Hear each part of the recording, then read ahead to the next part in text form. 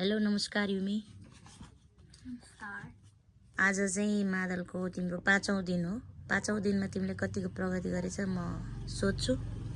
अझ मलाई चाहिँ हतार भएर अझ मैले छिटो सिकाउन मन लागेर चाहिँ आफ्नो छोरीलाई छिटो सिकाउन मन लागेर के गर्नु मलाई हैरान भएको छ। त्यही भएर ओछ्यानमै भए पनि ओछ्यानमा बसेको बेला फुर्सद हुन्छ मम्मीलाई, ओछ्यानमा बसेकै बेला भए पनि आफ्नो छोरीलाई होमवर्क त दिनै पर्यो, छुट्टी छ भनेर। अब ल सबैभन्दा पहिला झ्याउरे ताल कति मात्राको?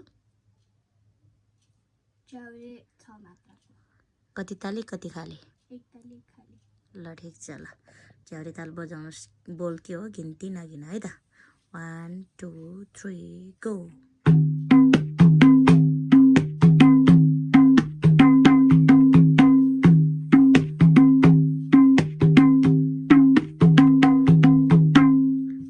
त्यसै गरी तपाईँले सिक्नुभएको समला ताल जो 8 मात्राको हुन्छ, 1 ताली 1 खाली हो। त्यसमा पनि बोल हो घिन खटी नगगिना।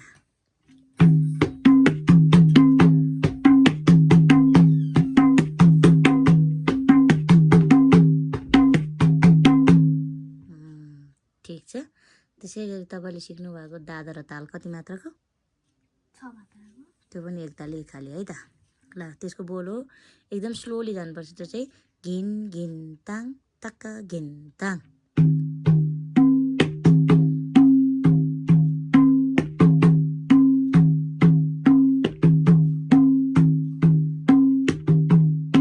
धन्यवाद। त्यसै गरी मलाई हतार भएर सिकाएको चाहिँ आजको कोर्स हो साकेला चण्डी राईहरूले नाच्ने बजाउने यो चाहिँ उधौली उभौलीमा जो ढोल झ्याम्टा बोकेर नाच्ने एउटा बिट हो, जसको बिट चाहिँ हामी 6 मात्रामा नै बजाउँछौँ। यसलाई मात्रा 6 नै हो यसको चाहिँ है। यसको बोल हो घिन्न घिन्न घिन्न ताङ। ओके स्टार्ट गर्नुहोस्। घिन्न घिन्न घिन्न ताङ।